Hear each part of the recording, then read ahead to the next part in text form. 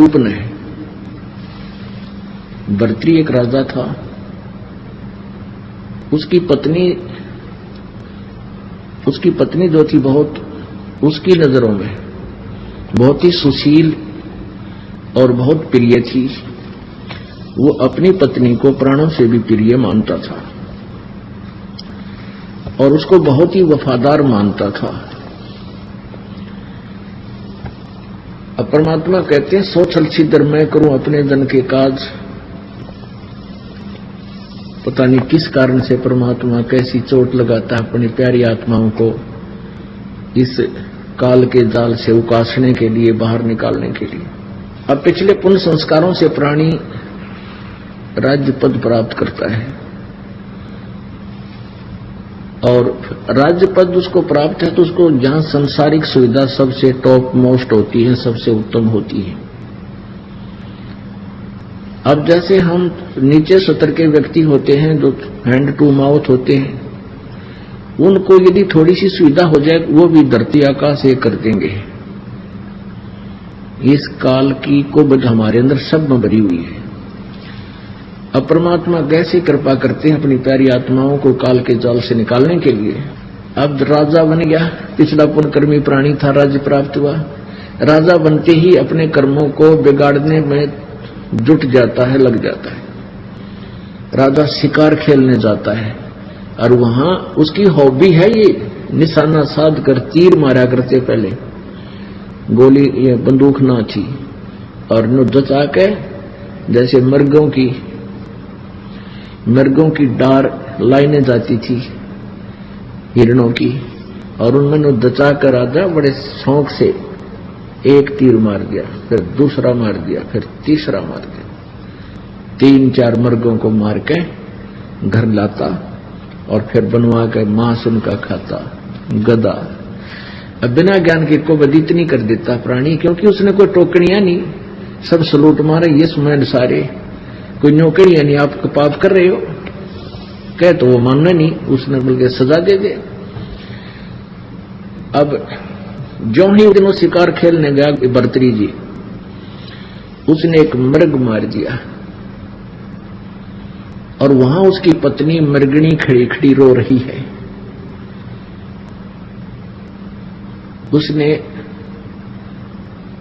और वो कह रही हो कि मुझे भी मार दे पापी, आंखों से मोटी मोटी आंसू बह रही है। उधर से गोरखनाथ जी साधु आ जाते हैं और वो शिक्षा देते हैं कि बच्चा के मिल गया तने ये इनका जोड़ा नाश कर दिया, अब तुझे कोई मार दे, तेरी पत्नी रो रही हो, तुझे कैसा लगे बच्चा।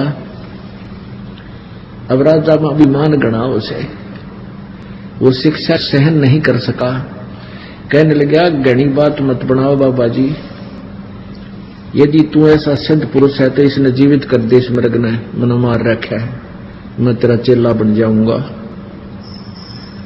गोरखनाथ जी बोले, अरे चेला ना बनेगा तू। हकना जी पक्की बात होली, वचन का पक्का हूं मैं। गोरखनाथ जी ने अपनी सिद्धि से वो मृग जीवित कर दिया। अब भर्तृ के पाया तले की जमीन खिसक गई। अगवाई तो कमाल का महापुरुष है, घबरा गया, कदे और कुछ ना कर दे तेरे गिल्या। कहने लगा, महाराज जी आपका चेला में बन गया, मैंने दे दो उपदेश। महाराज उपदेश है, घर रहने का कोई ना, घर त्याग कर मेरे साथ रहना पड़ेगा। नो बोला जी ये थोड़े छोटे छोटे बच्चे हैं और कुछ दिन राज और कर लूं, फिर मैं आपका चेला पक्का बन जाऊंगा। गोरखनाथ बोले, बस रहे, बस भाई तो कहता मैं जुबान का पक्का ना जी, जुबान का पक्का हूं मैं। अच्छा भाई ठीक, सजा फिर बन जाइए। गोरखनाथ ने कहा कि बच्चा, ना तो तेरा परिवार अपना है, ना तेरी पत्नी अपनी है, ना ये राज तेरा है, ना ये मंत्री तेरे हैं, ना सेना तेरी है। जब तेरे खोटे दिन आवेंगे, तेरे मंत्री तेरे शत्रु बन जाएंगे और तेरे ही सैनिक तेरे विरोधी हो जाएंगे और तुझे दो पैरों को जगह नहीं मिलेगी कि छुप कर समय व्यतीत करेगा। कोई राजा दूसरा अटैक कर देगा, तू भाग जाएगा, तेरे पल्ले कुछ नहीं रहे कि तो घास तोड़ के खाओगा। और भाई ये परिवार तेरा नहीं है, ये तेरा भूल लायक है। ने बोला, ना जी ऐसे कैसे कह रहे हो, मेरी पत्नी तो मुझे बहुत चाहती है और वो तो मेरे लिए गेल मर जाएगी मेरे। परमात्मा गोरखनाथ बोले भाई ठीक से बेटा, हमने जो कहना था कह दिया तेरे थे। आप जब इच्छा हो, जब छकले इस राज ते और छकले इस संसार तो जब आजिए मेरे पास, अपना स्थान बता दिया कि मैं वहां रहता हूं। अब परमात्मा कैसे जड़ निकालते हैं। अब वो अपनी पत्नी को वफादार मान्या करता भर्तृहरि जी। अब एक दिन क्या हुआ, गोरखनाथ जी अन्य रूप धारण करके साधु का, वो पहचान नहीं सका उसको, राजा के पास गया कि राजा ये मेरे पास एक अमर फल है, इस अमर फल के ये गुण हैं कि जो इसको खा लेगा वो सदा युवा बना रहेगा, बहुत लंबी उम्र हो जाएगी उसकी, वो मरेगा नहीं शीघ्र से। और आप बहुत अच्छे नेक राजा हो, न्यायकारी हो, प्रजा के हितैषी हो, इसलिए मैं चाहता हूं कि आप इसको खा लो। अब राजा को वो फल देकर संत चला गया। अब राजा ने सोचा मैं क्या करूंगा, इस फल ने खाकर मैं अपनी पत्नी को खिलाऊंगा, वो बहुत ही अच्छी है और वो अच्छी लंबी उम्र की हो जाएगी। यानी वो अब उसको बहुत ही ज्यादा चाहता था। उसने वो फल अपनी पत्नी को दे दिया, उसके गुणों से परिचित करा दिया। वो कहने लगी रख दे, मैं फिर नहा धोकर खाऊंगी इसको। ठीक है। फिर कुछ दिन के बाद उसने पूछा कि तैने वो फल खा लिया कि खा लिया? बहुत अच्छा किया। अब उसका क्या था, उसकी पत्नी का संबंध अवैध संबंध था उसी के एक नौकर के साथ। उस पत्नी ने सोचा कि मैं क्या करूंगी, खाकर इसको अपने मित्र को दे देती हूं, ये युवा बना रहेगा। उसने वो फल उसको दे दिया। उसका नौकर जाता था वैश्या के पास।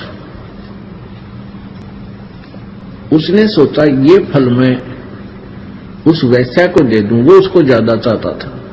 उसने वो फल उस गणका को दे दिया, उस फल के गुणों से परिचित भी करा दिया वैश्या को। तो गणका ने सोचा कि मैं इस फल न खा लूंगी, सारी उम्र कुकर मैं करूंगी। राजा बड़ा अच्छा है, नेक है, न्यायकारी है, क्यों ना ये फल उस राजा को दे दूं। ये विचार करके, और उसने ये भी सोचा कि राजा इसके प्रतिफल में मुझे बहुत सा धन दे देगा। वो इस उद्देश्य को लेकर के उसी फल को लेकर भर्तृहरि जी के पास पहुंच गई कि राजन, ये एक ऐसा फल है, इसको जो खा लेगा वो दीर्घायु हो जाता है और सदा युवा बना रहता है। तो उसने पूछा कि आपको ये फल कहां से मिला? राजा ने पूछा कि सच्ची बताना, नहीं तो तेरे टुकड़े टुकड़े कर दूंगा। अब उसका तो गुस्सा हो गया, उसके मन में आया कि वो फल तो नहीं है ये, पर उसका जच्चना थी कि वो तेरे वाला फल होगा।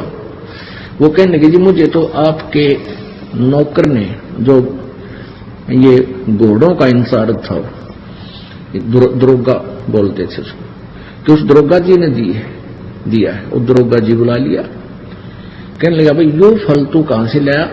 और राजा ने सतर्क कर दिया, ये सच्ची बता दिया, नहीं तो तेरे टुकड़े टुकड़े कर दूंगा, और सच्ची बता देगा तुझे माफ कर दूंगा। अब वो कहां पे गया, उसने कहा कि आपकी पत्नी ने मुझे दिया था। सारी कहानी बता दी उसने। तो फिर उसकी पत्नी से पूछा, वह तो नाटकी, पहले तो मना किया, फिर घुड़सवार सामने खड़ा कर दिया, फिर नीची गर्दन कर ली उस नालायक ने। अब उसके पैरों तले की धरती निकल गई उस भर्तृहरि की। पुण्यात्माओं, एक चोट सिधारिया जिन मिलन दाचा, उसके वो संत के सारे वचन आज सच्चे सिद्ध होते नजर आए। तेरा गजब बोलियो। जिसको मैं एक सबसे प्रिय और वफादार मानता था, आज ये कितनी दुष्ट निकली। उसी दिन से राज त्याग दिया और गोरखनाथ जी के चरणों में जाके गिर गया और रोवा ढूंढी तरिया बुरी तरह टक्कर मार मार चरणा मरो है कि गुरुजी आप सच्ची कहा करते, मेरा दच्ची कोई ना थी। यह बात है। गोरखनाथ जी कहते तू जिसको अपना मान रहा है वो तेरा नहीं है। यहाँ कोई भी किसी के सामने सच्चा नहीं बोल रह सकता, कोई सच्ची बोलता है नहीं, ना बाप बेटे से बोल सकता। कुछ ऐसी परिस्थितियां आ जाती है, उसने कुछ बातों को छुपा कर ही रखना पड़ता है। और भाई ये झूठा लोक्स है, तू जिसको अपना मानता वो तेरा कभी नहीं हो सकता। तेरा तो भगवान है और उसको तू भूल रहा। तो भर्तृहरि जी का उस दिन ये सारी बातें सच्ची जचें थी जो संत कहे था। अब गोरखनाथ जी बोले भाई देख ले बेटा, यो जीव जब माने है जब इसका प्रैक्टिकल हो ले, वैसे कितनी बात बना लो कति नहीं जसती, कोई ना कोई अटकल लाए रखे ना, वो तो मेरा खास है। चलो वो खास भी है मान ले, बड़ी बात ये नहीं होता कि सभी पत्नियां नालायक होती हैं या सभी पति बुरे होते हैं। मान लीजिए आप जी की पत्नी भी बहुत वफादार भी है, बहुत शील स्वभाव की भी है, पर वह तेरी नो कोई ना कल तेरी मृत्यु हो जाए, वह गेल का ना मरे। और गेल मर जाएगी जब कौन से आगे इकट्ठे जाए, कोई गद्दी बनेगी कोई गद्दा बनेगा, तो बताओ वो तेरे हुए चुप करे। तो इस तरह की बातों को समझा बुझाकर इस काल जाल में फंसी हुई आत्मा को प्रेरित किया जाता है कि जो तेरा ठिकाना है उसकी तरफ अग्रसर हो। अब फिर इसी तरह गोपीचंद नाम का राजा था। ये दोनों आपस में इनका नाता भी बताते हैं, गोपीचंद और भर्तृहरि। ये इसने भी ऐसे ही अपनी मां के कहने से राज त्याग दिया था और गोरखनाथ जी के दोनों शिष्य बन गए थे। अब पुण्यात्माओं कहते हैं जो गुरु वचन पर डट गए कट गए फंद 84 के। भाई जो गुरु वचन पर डट गए कट गए फंद 84 के, पर वो किस सत्र का गुरु है और क्या उसके पास वस्तु है, उसी सत्र का लाभ भी गुरु वचन पर डटने से ही, रुकने से ही, स्थिर रहने से, उसका ओबीडेंट रहने से ही मिलेगा। अब गोरखनाथ जी ने उनको कहा दोनों को, वो दोनों गोरखनाथ जी के शिष्य बन गए। गोरखनाथ जी ने कहा कि तुम दोनों जाओ अलवर, राजस्थान में अलवर शहर है, वहां का एक राजा था, वो एक दुर्ग बनवाया था, एक फोर्ट किला, वो किला बनवाया था, छिनवा रहा था। गोरखनाथ ने आदेश दे दिया कि अलवर के राजा के किले में जाकर तुम मजदूरी करो 12 वर्ष तक, और उसका कोई मेहनताना नहीं लेना, अपने खाने के लिए कहीं और मजदूरी ओवर टाइम करना। उन्होंने कहा जो आज्ञा गुरुदेव। अब जिन्होंने परमात्मा पाना है, जिनको परमात्मा चाहिए, फिर बकवाद की तरह गुरु जी ने जो कह दिया फाइनल है, चाहे शीश देने की कहे चाहे कुएं में पढ़ने की कहे, चल पढ़ना चाहिए। जब गुरु जी है तो या तो गुरु जी मानो मत, उसने निकम्मा है तो फिर उसको गुरु जी का फिर नाता के अपना छोड़ एक तरफ जा बैठे। और जो संत होते हैं वो हित में ही कहते हैं, उसका वर्तमान में भले ही कोई रिजल्ट निकलता ना दिखे पर परिणाम बहुत अच्छा होता है लास्ट में। अब वो आदेश पाते ही गुरुदेव का चरणों में मस्तक रखकर और चल पड़े, जो आ गया गुरुदेव। ठाक अपना बैग पहुंच गए अलवर के किले में, जहां मजदूर मजदूरी करा करते थे। जो समय मजदूरों का होता था उतना समय तो वहां करते, फिर उसके बाद अपनी रोजी रोटी के लिए कहीं तलाश करने लगे ओवर टाइम जॉब। 2 दिन हो गए कुछ नहीं मिल रहा, भूखे सो जाते, सुबह उठते फिर मजदूरी करने चले जाते। एक दिन वो दोनों बैठे आपस में बातें कर रहे थे कि भाई जो गुरु जी का आदेश है तो शर जा सका है, जब घर छोड़ दिया, राज त्याग दिया, परमात्मा पाना है और गुरु के आदेश में वचन में रहना है और ऐसे ही मिलेगा तो ये बेसिक शरीर दवाई, ये उल्टे कदम नहीं हटा सकते। अब मरा चे जीवा, 2 दिन हो गए, भूख जोर की लाग रही है। राजा थे, राजा को तो 2 घंटे भूख ना उठे, परंतु शीश दे दिया, फिर वो अग्रम मगरम नहीं रहती। दोनों जने बैठे बैठे जमीन पर बैठे बातें कर रहे थे, भाई अब तो मौत आवेगी, 1-2 दिन में मौत हो जाएगी, जब आहार रोटी ना मिल रही थे। सुबह सुबह का समय था, वक्त से बैठे बतलावे थे, और नीचे एक कुम्हार मट्टी खोदता था।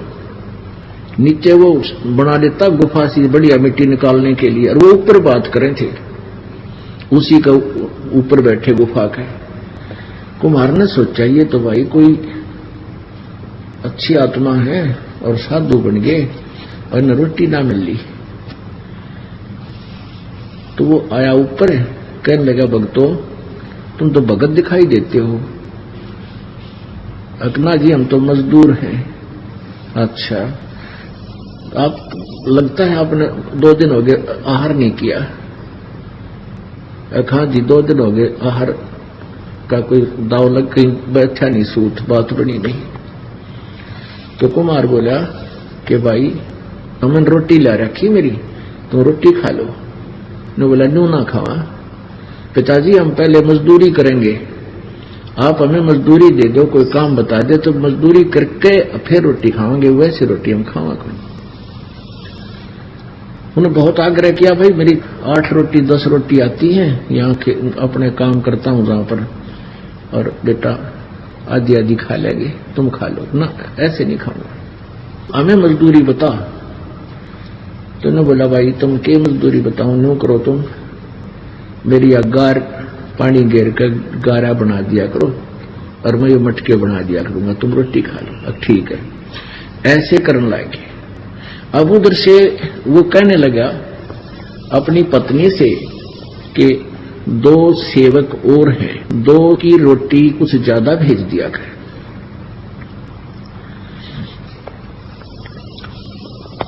तो उसने देखा जाकर, उसकी पत्नी ने, कुम्हार की पत्नी ने, कि ये तो एक बार गारा बना देते हैं, गारा मिट्टी खोद लेते हैं, फिर सारा दिन तो ये अपना कितौरा काम करे है। तो वह क्या करने लगी, रोटी जितनी उसकी भेजा करती थी, पहले 10 रोटी भेजती थी, तो उसने 8 कर दी और कम कर दी नालायक ने। तो उन 8 में थे वह 2-2 ताई दे दे, 3-3 ऐसे अपना पट्टा कर ले और वो रोटी खा कर चले जा। तो ऐसे उन्होंने, फिर उसने क्या किया कि 8 की जगह 6 कर दी। वो 6 रोटी आन लागी, 2-2 खा ले। वो तो कुमार तो घर जाकर भी खा ले, पर वो उनती कहा बेटा तुम 3-3 खा लो ना, हम 2-2 खाएंगे, 6 आई है 2-2 बांट के खाएंगे। तो वो ऐसे वहां मजदूरी करते 12 वर्ष बीत गए, अलवर का किला पूरा हो गया। अब वो जब उन्होंने वो मटके जो थे कुम्हार ने आवे में दे रखे थे पकने के लिए, उसमें आग दिवा दी उन्होंने, सारी मजदूरी करवाई, फिर रखवाए, यानी उसमें आवे में 4 रखवा दिए, आग लगा दी। जब आवा पकने को हुआ उस दिन खड़ा होकर के गोपी चंद और भर्तरी जी दोनों एक सुर में कहने लगे कि पिता का हेत माता का कुहेत, आधा सोना आधा रेत। न्यू कहकर वो चले गए। अब जिसने उन्होंने वो शांत हो गया, ठंडा हो गया आवा। आवा माने एक ऐसा कीलन सा होता है जिसमें ये मटके पकाए जाते हैं। उन्होंने क्या देखा कि जब उस आवे को खोला, मटके निकालने लगे। आधे मटके तो सोने के, आधा हिस्सा मटके का सोने का, आधा कति कच्चा रेत, कित जो गनीनो गनो अलग पाया। अब वो आधा सोना आधा रेत जब कुम्हार और कुम्हारी ने वो देखा, वह कुम्हारी टक्कर मार मार रोने लगी। नो बोलिए तो कोई महान आत्मा थे और मैंने इनके साथ बहुत जलालत की, मेरा केरा होगा। ये तो इतना दंड देंगे, इतना सोना इसने कहाँ रखेंगे, छुपाते फिर राख डालने इसके। कहने का भाव ये है पुण्यात्माओं। अब गोपी चंद और भर्तरी जी को जैसा भी गोरखनाथ जी ने ज्ञान भक्ति मार्ग दिया था, उन्होंने सिर जड़की बाजी लाके किया। और ये एक नियम है, आप जिस भी संत का उपदेशी बन जाते हो, जैसा उसने मार्गदर्शन किया है उसको तन मन धन से करोगे, उस सत्र का लाभ भी उसी समय मिलेगा। उसकी प्रत्येक क्रिया प्रत्येक आज्ञा का पालन करोगे। अब उस क्रिया से गोपी चंद और भर्तरी को जो साधनाएं उसने बताई गोरखनाथ जी ने उन्होंने की, उससे कितना लाभ होगा कि वो अब प्रथम मुक्ति प्राप्त है और वो ऊपर स्वर्ग के अंदर विद्यमान है। जब उनका स्वर्ग का समय वहां पूरा हो जाएगा, फिर वो पृथ्वी पर आकर एक बार फिर राजा भी बनेंगे दोनों। उसके बाद 184 योनियों में वो चले जाएंगे। अपुण्यात्माओं, सतगुरु के अभाव से श्रद्धालु श्रद्धा भी बहुत रखते हैं, समर्पण भी करते हैं। रावण ने शीश भी काट कर चढ़ा दिए अपने गुरुदेव की आज्ञा से, शिव जी को प्रसन्न करने के लिए, जैसा उसको ज्ञान मिला था। और फिर क्या मिला लास्ट में? एक बार तो यहां संसारिक सुख नजर आए, फिर दुर्गति हुई और सारी उम्र के लिए नरक में ठोक दिया गया। ऐसे गोपीचंद भर्तरी का आगे ये हर्ष होगा।